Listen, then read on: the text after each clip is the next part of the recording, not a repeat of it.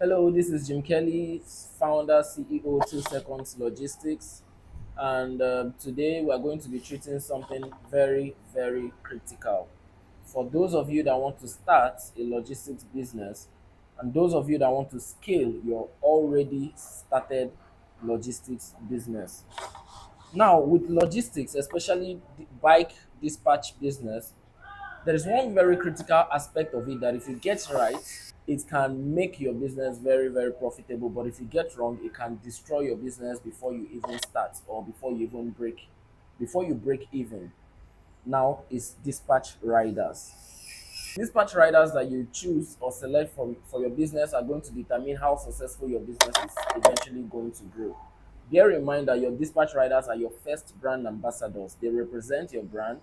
They are directly involved with customer satisfaction, integrity, and reliability of your brand.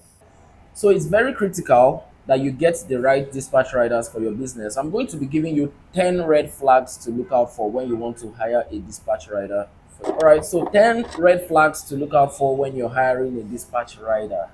If you're excited about this topic already, show your excitement by subscribing to this channel. But if you're not excited yet, I believe before I get to the fifth red flag, you'll be excited and I'm sure you'll subscribe to the channel. So it's fine, regardless. Now, the first red flag you need to look out for is ensuring that the rider has a valid rider's card or rider's license. Now, for some of these red flags, I'm going to be telling you what lack of it can cost your business. Now, if a rider doesn't have a valid rider's card or rider's license, it doesn't prove credibility. It doesn't prove his actual worthiness of handling a bike on the road. It could lead to accidents. It could lead to harassment from the responsible authorities when they hold them on the road. So ensure that your riders have valid riders card or riders license. Very important. Number two red flag to look out for is poor knowledge of local routes. Now, imagine a dispatch rider that does not understand, doesn't have good knowledge of the road and the routes, these shortcuts you can take to make deliveries faster. What are some of the things it can do for your business? Number one, it can lead to waste of fuel because a rider might want to get to one delivery and you have to run around the city before locating that particular location. So you're wasting resources, right? Another thing it can do is that it can delay your deliveries. So a delivery that was supposed to take maybe 30 minutes before the rider does not know, have good knowledge of the roads, it could take him 2 hours. And then it reduces customer satisfaction. So it frustrates the customers. You need to make sure that the riders that you're about to hire have good knowledge of the local roads and routes. Number three red flag to look out for is no experience with delivery work. You could get somebody in and say, okay, he's going to learn on the job. That is okay. But for people that have no experience at all on the job, now I'm going to explain to you some of the things that you are going to struggle with. One, you're going to struggle with customer service because dispatch rider that is experienced knows the right ways to talk to dispatch, logistics customers. He knows exactly what they want to hear, what they don't want to hear. But somebody that is not experienced might not have that knowledge and might give you poor customer service in terms of communication with the customers. Another thing that having inexperienced riders can do for you is mishandling of fragile or very sensitive items. Not all items should be handled the same way. Items that can spill have ways that they should be handled and packaged in the delivery box or the delivery bags, whichever one they are using. So if you have a rider that is not experienced, he might not know how to handle certain category of goods and it could lead to spillage, it could lead to damage of those goods and that loss of money from you, loss of revenue from you because the people that own it are going to come after you for either replacement or compensation. So look out for that. Make sure that the rider has experience at least in delivery service. The fourth red flag you need to look out for is inconsistent work history. You look through the history of the experience the dispatch rider has had. You see that he worked here for 1 month, he worked here for 2 months, he worked here for 3 weeks.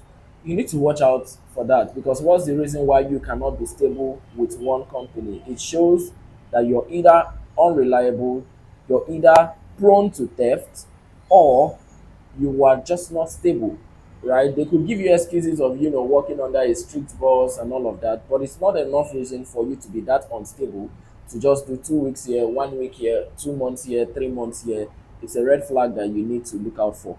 You could also suggest reaching out to previous employers or referees to vouch for this person before you get this person actually engaged. Now, number five red flag you need to look out for is poor communication skills. If a rider has poor communication skill, it's very, very terrible. If they cannot speak clearly, they cannot update you professionally or handle customers politely, they're going to create problems with delivery confirmations, with disputing with customers and all of that. So you need to test their phone etiquette and their ability to give clear verbal updates. So that's one thing you want to watch out for if you want to get a very good dispatch rider for your business. Number six red flag you need to look out for is negative attitude or entitlement. Skill is very important, but attitude is more important, right? Somebody can have all the skill in the world. If they have the wrong attitude, then they are not the right fit. Now, things you could look out for during the course of the interview could be example, somebody could pick up an argument in the course of the interview. The person is like, no, what you said here is like this, like that. You already know that's a red flag. Somebody that during the interview stage, the person is already picking arguments. That's a serious red flag. And that's a way to spot negative attitude. Another thing you can look out for is people that make unrealistic demands up front.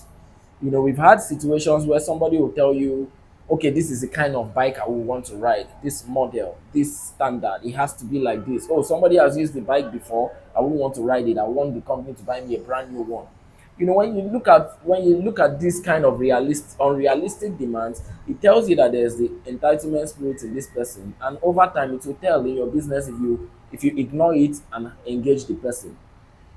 Another thing that you can look out for is if the person shows signs of being disrespectful or arrogant.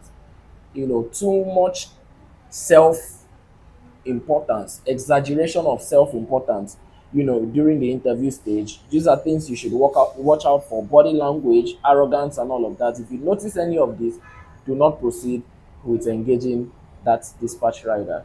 Number seven is drug or alcohol use or abuse. Well, some of the things you might have to look out for: red eyes, even though that does not always signify that, but the manner of communication with the person can tell you. Somebody that uses hard, strong alcohol, you could smell it, on the person.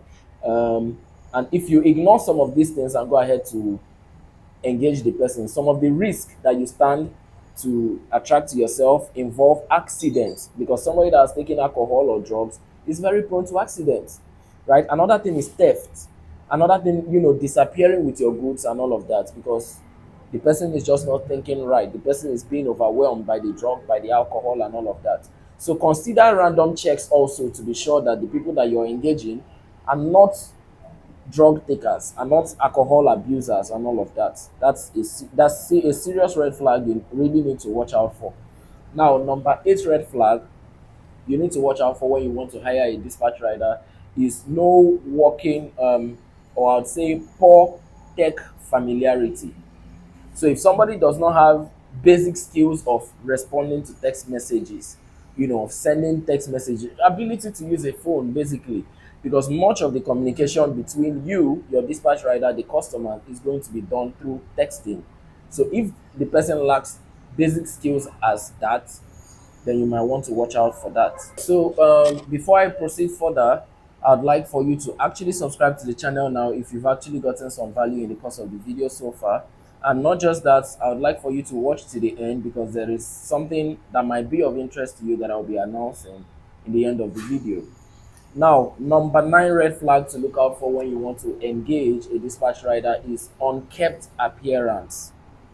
If somebody looks dirty, somebody looks unkept, somebody looks reckless, careless, that is something you want to watch out for, because like I said in the beginning, your dispatch riders are your number one brand ambassadors, and whichever way they present themselves is a direct reflection of how your customers are going to, you know the perception they are going to have about your brand.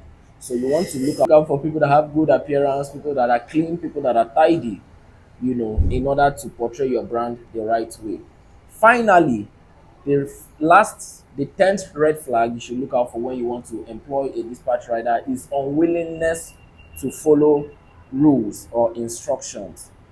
Unwillingness to follow rules or instructions. Now, if a rider complains about little things like filling log sheets, wearing uniform, updating you during deliveries, that might be a serious problem. It will show that you're going to have difficulties managing that rider and they're going to have difficulties obeying simple instructions.